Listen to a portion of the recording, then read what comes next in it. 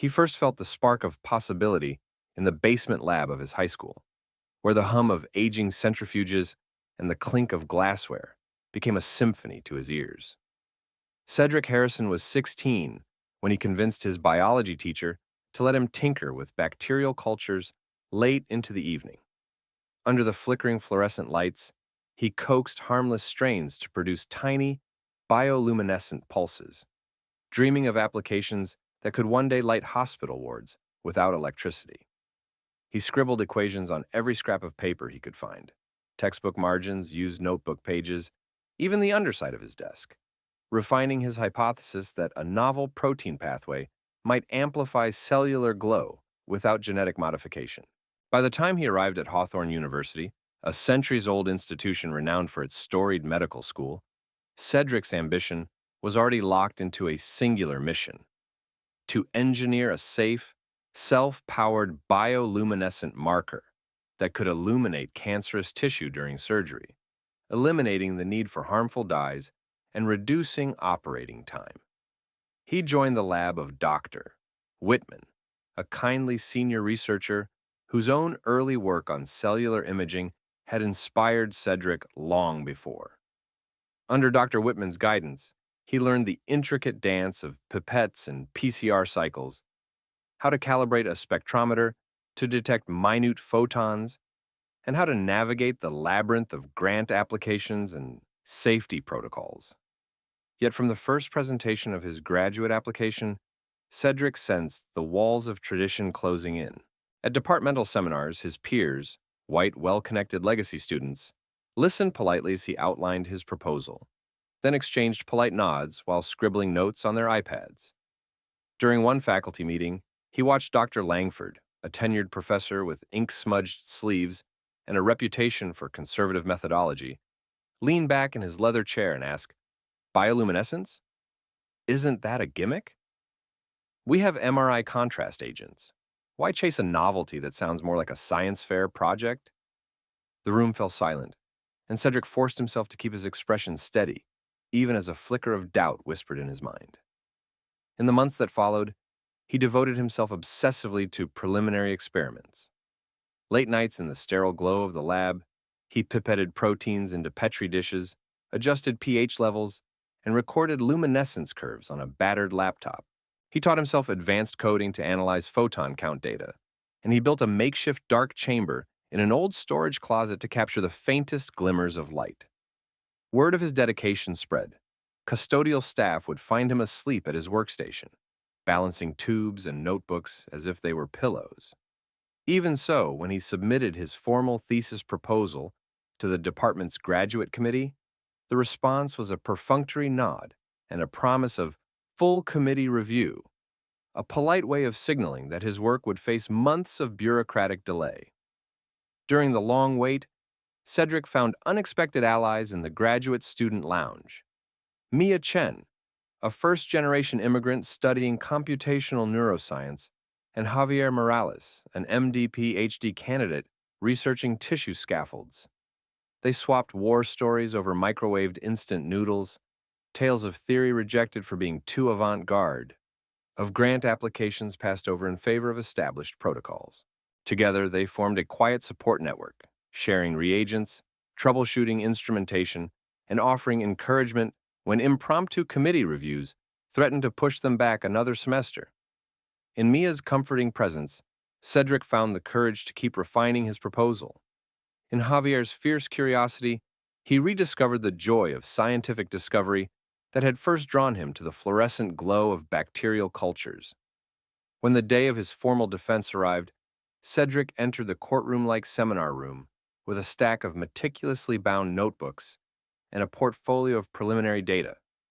The walls bore portraits of Hawthorne's founding scientists, white men in powdered wigs whose names loomed like specters over every new generation.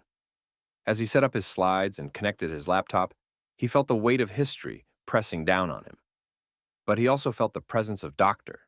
Whitman's gentle encouragement, Mia's late-night pep talks, and Javier's unwavering belief in his vision.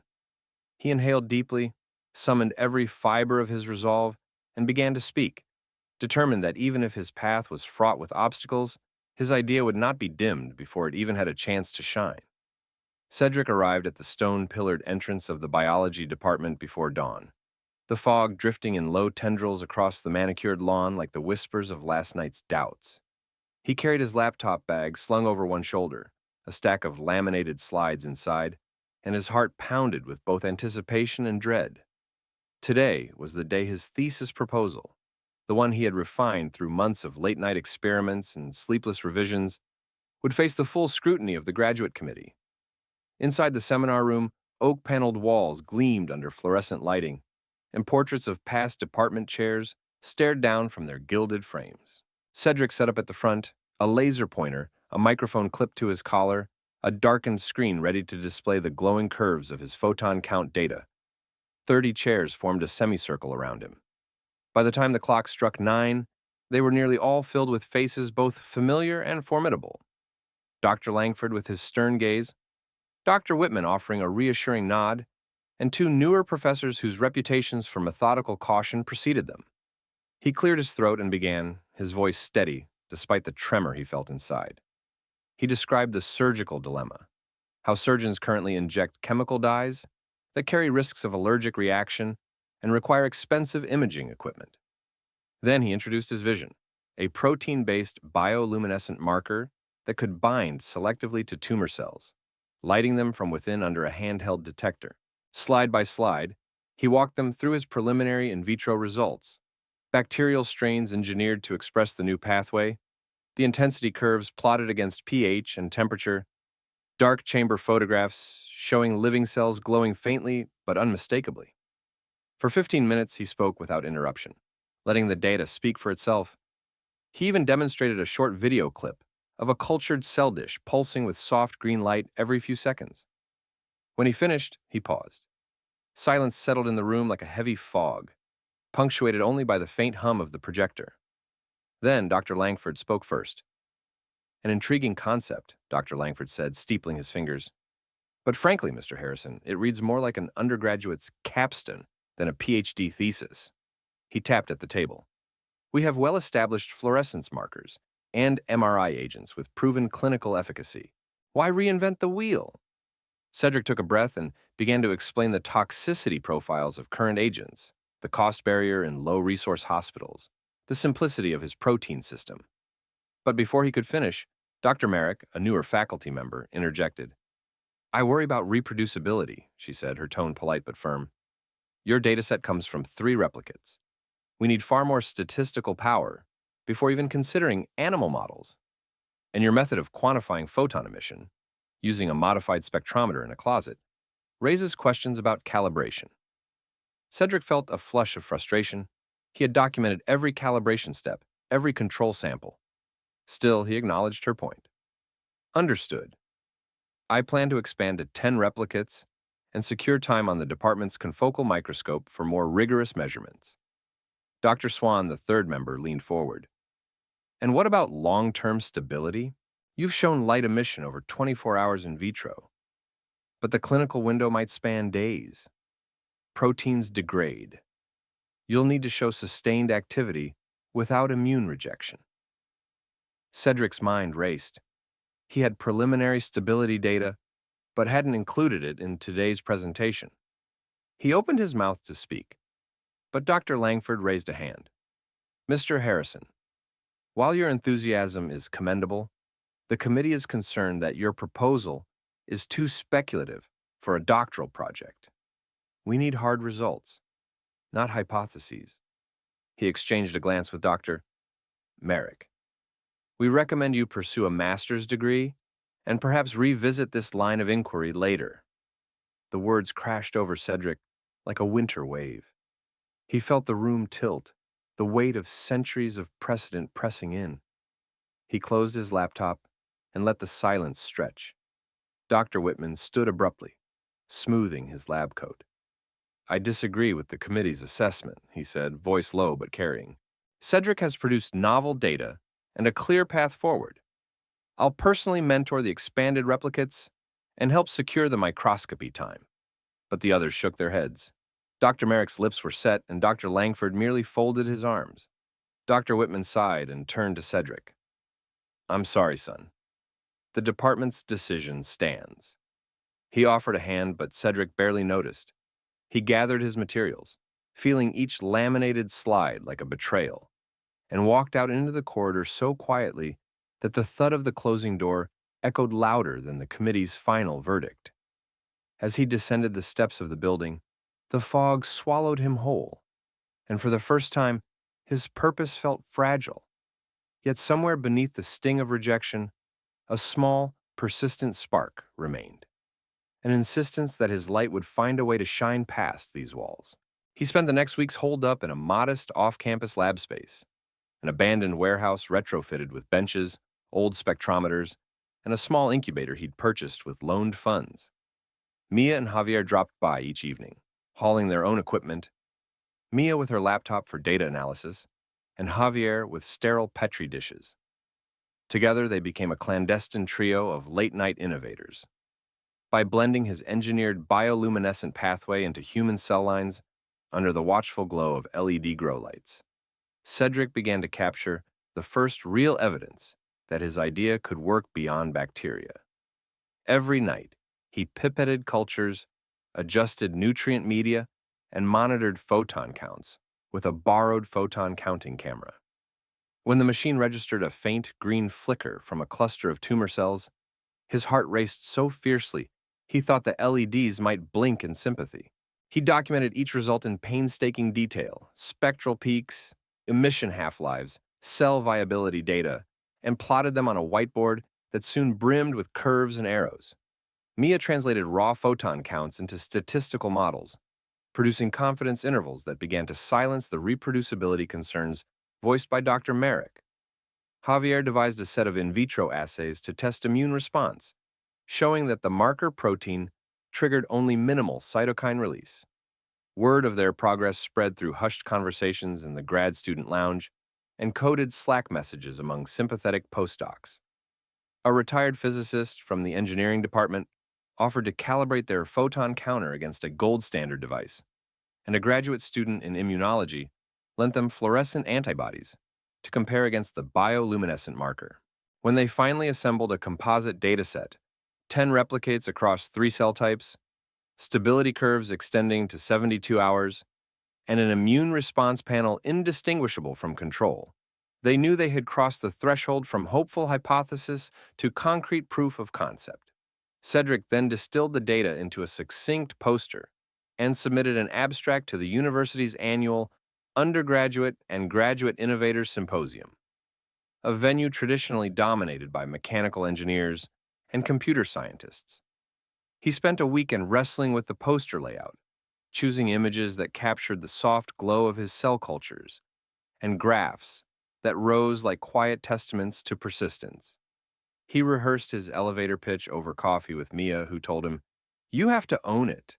Walk in like the world needs this."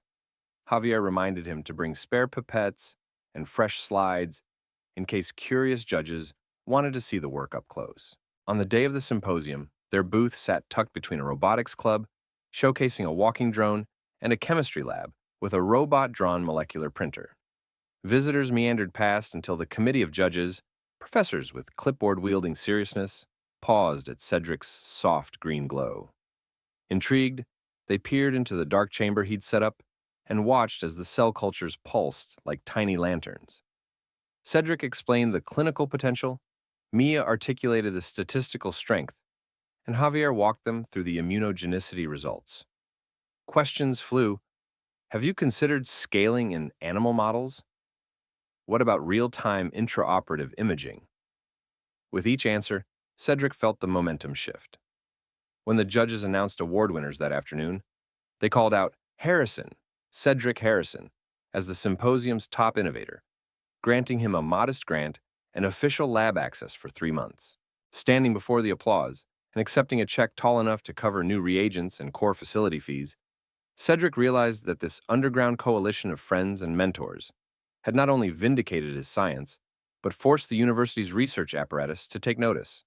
His breakthrough invention, once dismissed as a fanciful sideline, had now earned a stage and resources that no committee could sideline. As he packed up his glowing cultures, he understood that the real fight was only beginning. With proof in hand and official backing secured, he was ready to demand the institutional recognition that his innovation and his community deserved. On the morning the university's prestigious Biomedical Innovation Showcase opened, the Grand Hall buzzed with anticipation. Rows of tables beneath soaring arches displayed cutting-edge projects. A wearable glucose monitor here, a 3D printed organ scaffold there. Cedric's station stood out, an enclosed, darkened chamber framing gently pulsing Petri dishes, their soft green glow rippling like liquid jade. As judges and faculty drifted by, they paused, eyebrows lifting at the unexpected bioluminescence. Within minutes, a flurry of whispers spread. "Is that Harrison's marker? I heard he was banished from the department. What's he doing here?" Soon, the head of the medical school, Dr. Elton, whose ivory tower stance had once dismissed Cedric's proposal, stepped up with measured curiosity. Cedric straightened, heart pounding, and demonstrated how the marker adhered selectively to malignant cells, lighting them like silent beacons against healthy tissue. He showed calibration curves, immune response assays, and time-lapse videos of tumor spheroids shimmering under his handheld detector prototype. Dr. Elton's poker face cracked into genuine fascination. He leaned in, pointing to the spectral graph. "These emission peaks are clear," he said, "and stability past 48 hours. That's unprecedented. How soon before you test in vivo?" Cedric explained the upcoming phase. Rodent models outfitted with the marker, real-time imaging during simulated surgeries. The dean of research standing alongside stroked his beard thoughtfully. "We need to discuss lab space and funding," he murmured. Within the hour, Cedric found himself in an impromptu meeting with the provost and Dr. Whitman, who had quietly championed him from the start. They outlined a plan: a dedicated lab bench in the university's core imaging facility, a substantial grant drawn from the school's innovation fund, and an invitation to return in 2 days to present his work to the entire faculty senate. News of his project spread through campus. Flyers appeared on bulletin boards, student groups tweeted congratulations, and even the student newspaper ran a front-page story titled "Bioluminescent Breakthrough Lights Up Hawthorne." That afternoon, Cedric walked through corridors that once felt cold with indifference. Now colleagues passed him with nods of respect, and graduate students lingered by his lab door to ask when they could assist. In the lecture hall that evening, over 300 faculty members and postdocs packed the seats. Cedric stepped onto the stage, the chamber's lights dimmed, and the auditorium fell silent. As he launched into his refined presentation, smoothly delivering the significance, the data, and the path forward, every slide crackled with the authority born of undeniable proof.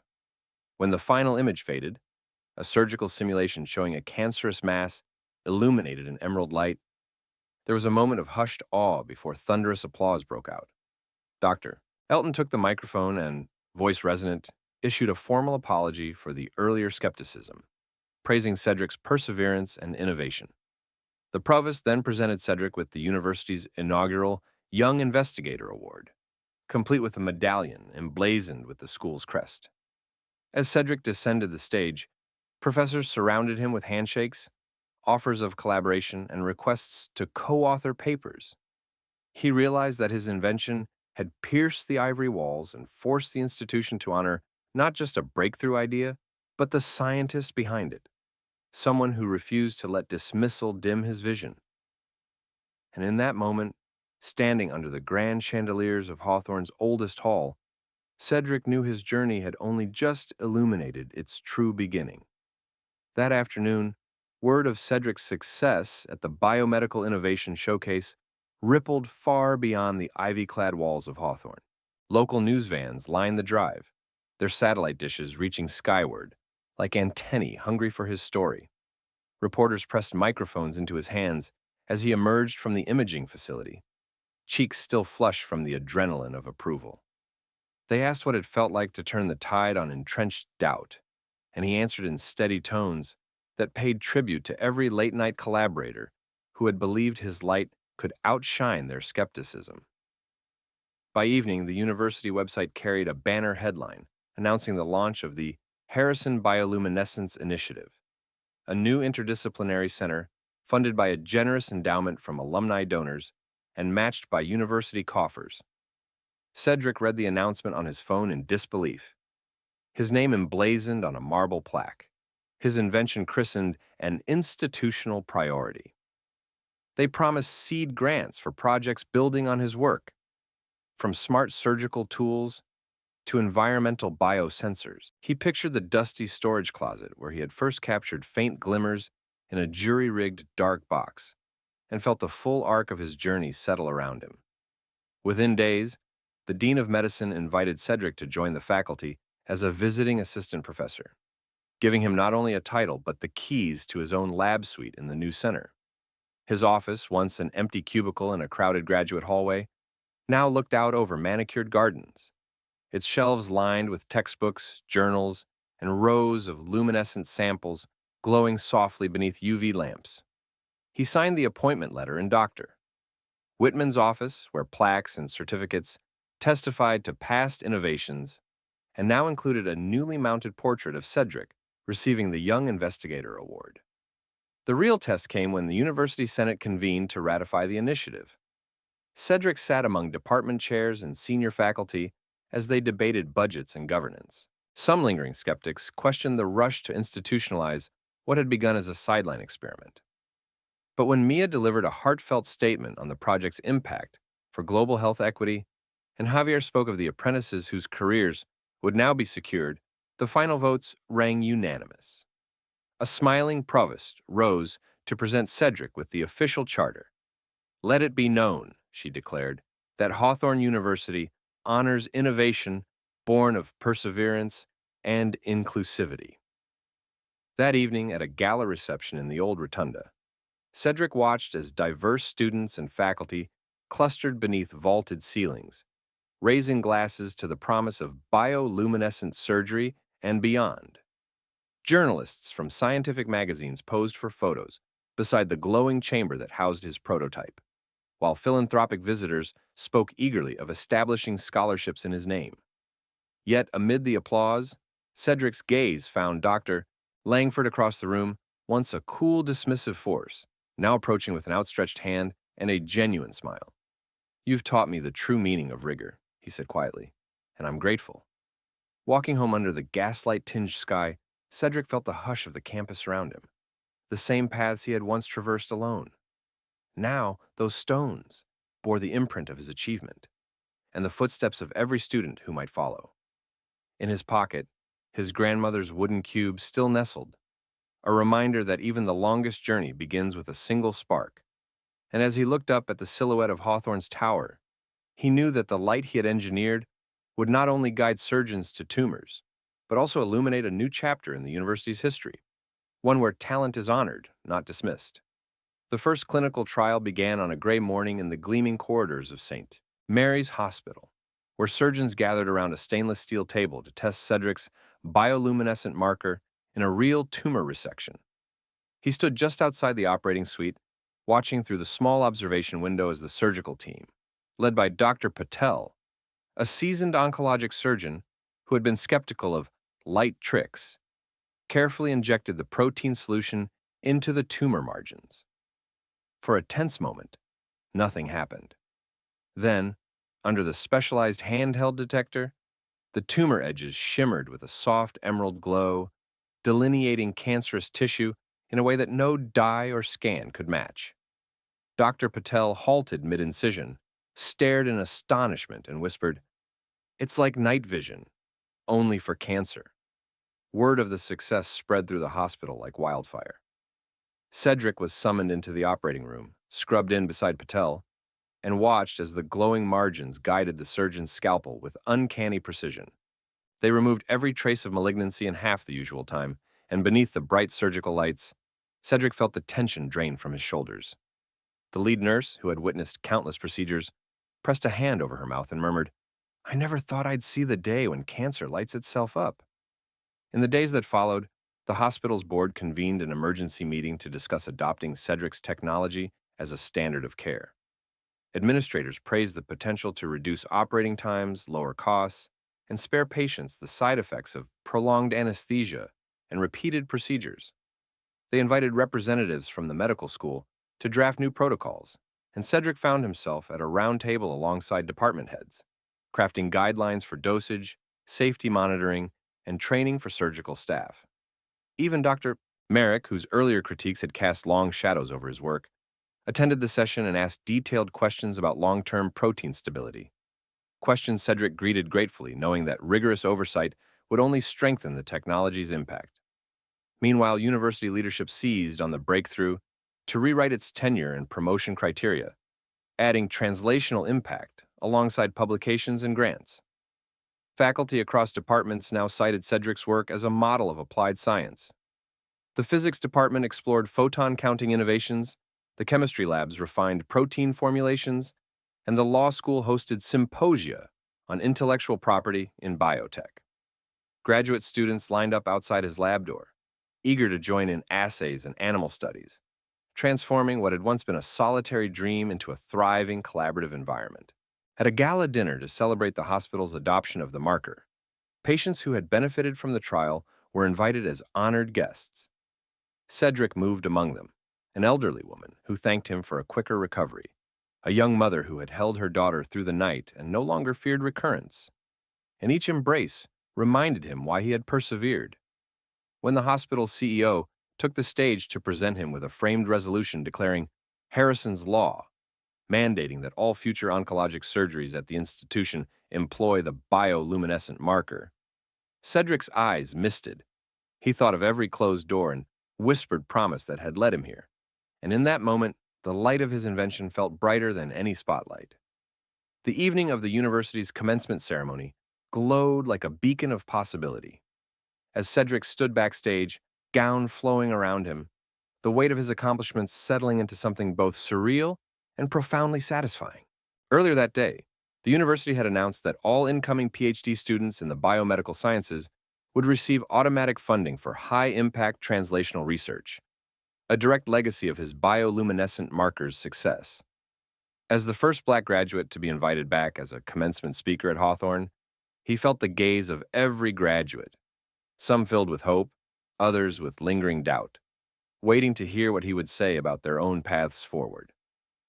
When he stepped to the podium, the hush of the crowd sharpened into a palpable anticipation. He spoke not of his lab's equipment or his data curves, but of the nights spent in a borrowed warehouse, of the whispered encouragement from Mia and Javier, and of the dignity that comes from demanding a chance to shine.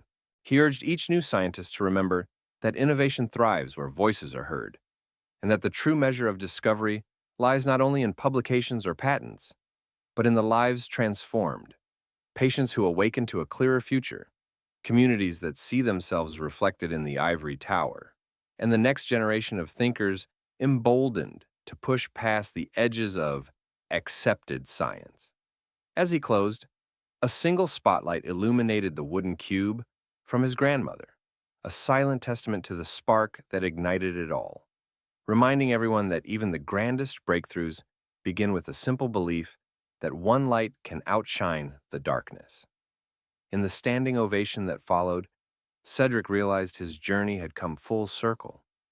From a dismissed thesis to a beacon of institutional change, his breakthrough invention had compelled not only a university, but an entire scientific community to honor him, and the promise that every dreamer deserves to be heard.